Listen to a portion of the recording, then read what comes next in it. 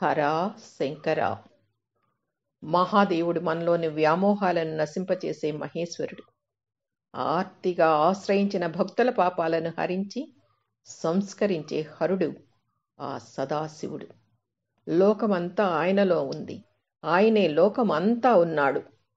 సర్వాధార చైతన్యాన్నే శివుడు అంటోంది మన సనాతన ధర్మం. వేదోపనిషత్తులు, పురాణేతిహాసాలు శివతత్వాన్ని అనేక విధాలుగా విశదపరిచాయి. మహేశ్వరుడికి అష్టతనువు అనే విశేషనామం ఉంది. అంటే 8 దేహాలు కలిగిన వాడనే అర్థం. జలం శివుడి శరీరాల్లో ఒకటి. నిత్యం నీటిలో ఆ స్వామిని దర్శించుకోగలిగితే అది శివపూజే అవుతుంది. జలాన్ని గౌరవిస్తూ సద్వినియోగం చేసుకుంటూ కలుషితం కాకుండా చూసుకుంటే భూతేశుడు హర్షిస్తాడట. రెండోది హోమాగ్ని. యజ్ఞగుండంలో రగిల్చే అగ్ని లింగమూర్తితో సమానం. ఇంట్లో వంట కోసం వెలిగించే అగ్నిని కూడా హోమాగ్నిగానే భావించాలి. ఈశ్వరుని మూడో శరీరం యజ్ఞకర్త, అంటే భగవంతుడికి కైంకర్యాలు చేసే వ్యక్తి. ఇలా భక్తుల్ని కూడా నీలకంఠుడిగానే భావించమంటున్నాయి పురాణాలు. సూర్యచంద్రుడు శివుడి 4, 5 శరీరాలు. మనకు వెలుగును, చైతన్యాన్ని, ఆహారాన్ని ప్రసాదించే ప్రభాకరుడు పరమశివుడే. మన మనసును చల్లబరిచే చంద్రుడు చంద్రశేఖరుడి ప్రతిరూపమే. ఇక ఆదిభిక్షు వారోతను ఆకాశం. గగనం నుంచే ధ్వని పుడుతుంది. శబ్దం పరబ్రహ్మ స్వరూపం. సృష్టిలో తొలుత పుట్టింది ప్రణవరూపమైన ఓంకారనాదమే. అందుకే శబ్దం పుట్టుకకు కారణమైన ఆకాశాన్ని చూసినప్పుడల్లా మహేశ్వరుడే స్ఫురణకు రావాలి. ఆయన 7వ శరీరం పుడమి. సమస్త జీవులకు ఆధారభూతమైన ఈ భూమిని సద్వినియోగం చేసుకోవటము సదాశివుని పూజించటమే. గంగాధరుడి 8వ శరీరం గాలి. వాయువుని గౌరవిస్తే ఆ విశ్వనాథుని అర్చించినట్లే.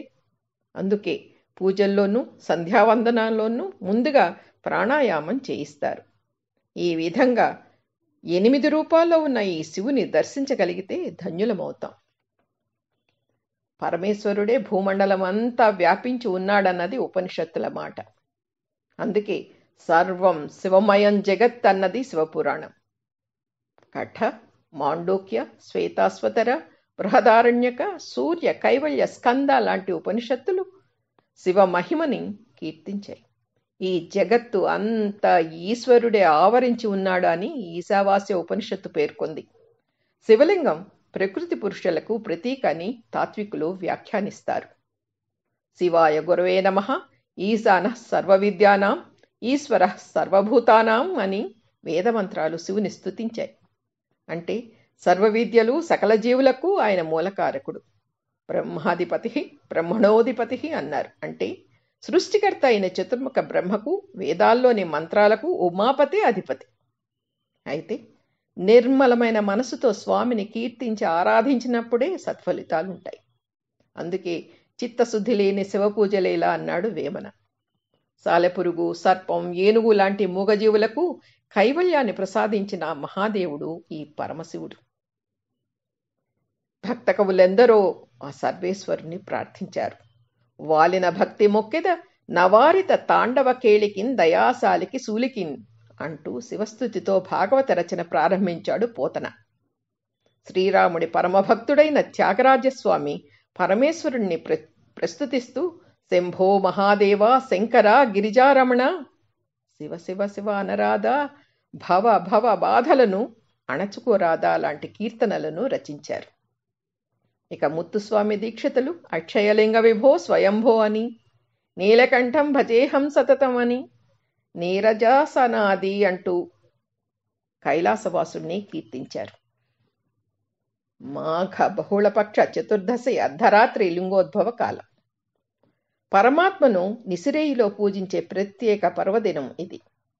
ఈ మహాశివరాత్రి రోజే శివుడు అగ్నిలింగ రూపంలో ఆవిర్భవించినట్లు పురాణాలు చెబుతున్నాయి. రాత్రి అనేది లౌకిక వ్యవహారాలు సద్దుమణిగే స్థితి.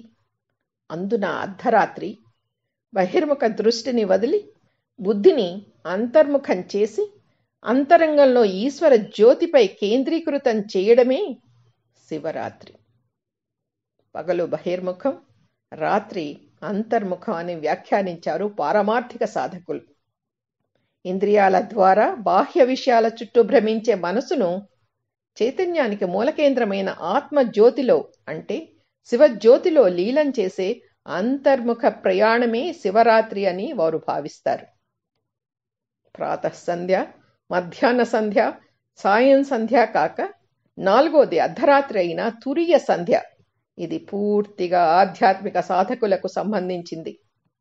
అలజడులన్నీ అణిగిన ఈ అచల స్థితి ధ్యానానికి మరింత అనుకూలం. మనసు పరమానందాన్ని అనుభవించి ఆ తాదాత్మ్య స్థితిలో లౌకిక లంపటాలన్నీ సద్దుమణుగుతాయి. దాన్ని ఆధ్యాత్మిక గురువులు పరమమైన లయ అంటారు. రోజంతా శివనామ స్మరణతో గడపడం వల్ల మనసు పరిశుద్ధమవుతుందన్నది భక్తుల అనుభవం.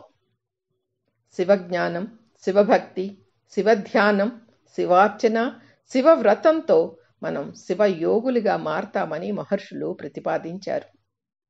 ఆ శివయోగంలో తరించే దివ్యమైన రాత్రే మహాశివరాత్రి పర్వదినం. భూతనాథ భక్తపాల శివా హరా అంటూ శ్రీ చైతన్య దీన్ని రాశారు. ఆయనకి మనఃపూర్వక అభినందనలు, నమస్కృతులు.